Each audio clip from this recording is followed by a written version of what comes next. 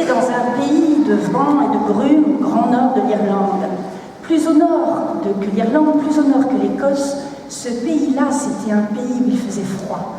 Et près de Sjoelskerry, une grande falaise, il y avait une femme qui pêchait. Pourquoi elle pêchait? Parce que son père était mort et que sa mère aussi. Elle avait hérité du bateau et il fallait qu'elle aille à la pêche. C'était pas facile, le temps était dur, il faisait nuit souvent, et souvent seule, elle s'ennuyait. Elle voyait les autres maisons où on fêtait Noël, elle voyait les maisons où on fêtait Pâques, elle voyait les maisons où il y avait des enfants, il y avait des grands-mères, il y avait des grands-pères. Elle n'avait rien de tout ça.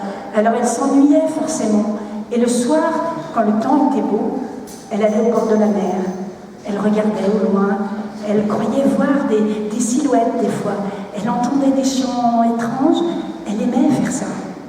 Et un jour, la nuit de la Saint-Jean, elle a entendu, près de la mer, des bruits qu'elle n'avait jamais entendus. Une musique étrange. Il y avait des chants, il y avait une sorte d'instrument, on aurait dit des grognements, mais alors elle s'est rapprochée. Elle s'est cachée derrière un rocher, et là, elle a vu. Elle a vu des hommes et des femmes très beaux, blonds, aux yeux bleus.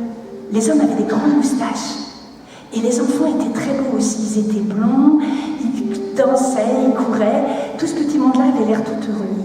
Alors elle s'est rapprochée, et à côté des hommes et des femmes qui dansaient, elle a vu des peaux. Et vous savez comment on dit phoque en anglais? On dit selkies. Les selkies, c'est parce qu'ils sont soyeux. C'est pas pour rien qu'on se fait de la fourrure avec les phoques. Et là, elle ne sait pas ce qu'il lui a pris. Elle avait bien repéré qu'il y avait un grand homme qui était beau, qui lui plaisait bien. Alors elle s'est dit, et si je prenais la plus grande des fourrures? Ça doit être à lui. Et elle l'a emmené. Et le lendemain matin, elle est allée au bord de la mer. Et elle a entendu quelqu'un qui gémissait. C'était bizarre, c'était entre un pleur d'homme et un grognement. Elle avait emmené avec elle une couverture. Alors elle a mis la couverture sur l'homme et elle lui a dit « Viens avec moi, chez moi il fait chaud ». Alors elle lui avait fait de la soupe de poisson, elle lui avait fait un thé fumant, il a bu, il a mangé, il est resté. Ils se sont plu, il allait à la pêche avec elle, il y avait beaucoup plus de poissons, c'était eux qui avaient le bateau le plus plein de poissons. Et au bout d'un moment, il y a un petit garçon qui est né, un petit garçon aux yeux bleus, avec les cheveux blancs. Et puis, il allait souvent se promener avec son père au bord de la mer. Mais à chaque fois, le père remarquait quelque chose au loin sur la mer. Et le petit garçon regardait son père. Et il y avait des larmes, comme des perles gris-bleues qui coulaient de ses yeux. Alors à chaque fois, le petit garçon se disait « Il faut que je demande à papa pourquoi il pleure ?» Mais il n'arrivait pas, il ne se décidait pas. Il s'est dit « Demain, je lui dirai. »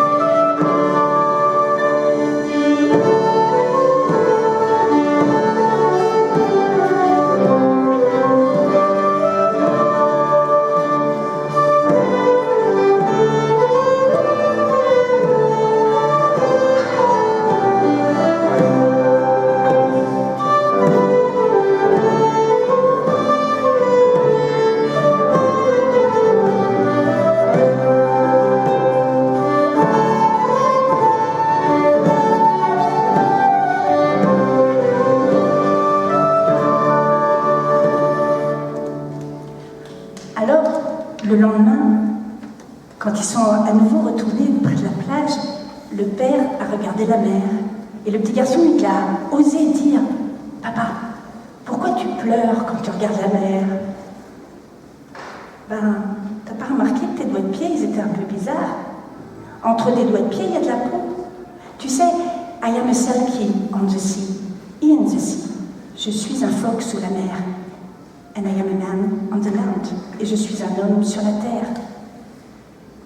Avec mes frères et mes sœurs phoques, j'étais allée sur la plage, comme on fait d'habitude le soir de la Saint-Jean, et il y a quelqu'un qui a volé ma peau. Alors, j'ai pas pu retourner sous la mer. Mais si jamais quelqu'un la retrouvait, je retournerais sous la mer, retrouver ma famille. Ben papa, tu nous quitterais? Ben, je reviendrai, t'en fais pas, je reviendrai. Alors qu'est-ce que vous auriez, vous, fait, les enfants? J'ai vu qu'il y avait des enfants. Si vous aviez été ce petit garçon, vous n'auriez pas cherché la peau? Ben lui, il a cherché la peau. Il l'a cherché partout. Il est allé dans toutes les remises, partout où il y avait des choses cachées. Et puis au bout d'un moment, comme il ne trouvait pas, il s'est dit, et si c'était dans la maison? Alors il est monté au grenier, il a ouvert un vieux coffre tout poussiéreux, et à l'intérieur, il y avait une grande peau, une peau toute soyeuse. Alors il a pris la peau, et quand il est allé se promener ce soir-là avec son père, eh ben, il a montré la peau. Et le père était tellement heureux, tellement content, qu'il a dit, oh écoute, tu ne pouvais pas me faire plus plaisir. Alors tu sais, je viendrai vous voir, vous aurez toujours du poisson. Je serai derrière le bateau et je ramènerai tous les poissons. Vous allez gagner plein d'argent, vous allez être riche, vous allez être heureux. Oui, mais tu reviendras quand? Eh ben, je reviendrai la nuit de la Saint-Jean. Et puis t'en fais pas, tu sais, souvent je sortirai de l'eau et je vous ferai coucou derrière le bateau. D'accord. Alors le fils s'est résigné. Il a revu son père de temps en temps. Et vous savez quoi? Vous savez quoi? Il paraît qu'en Bretagne, le dernier recensement, c'est 700 phoques qui arrivent là. Donc, je vous conseille, la nuit de la Saint-Jean, surtout, jeunes gens, jeunes femmes de ces campagnes, n'allez pas écouter les phoques, mais les regarder. Jeunes gens de ces campagnes, prenez garde à vous. Jeunes gens de ces campagnes, prenez garde à vous. Jeunes gens de ces campagnes, prenez garde à vous. Jeunes gens de ces campagnes, prenez garde à vous. Non, prenez pas de ces filles qui sont belles. Elles vous joueront des tours tous les jours.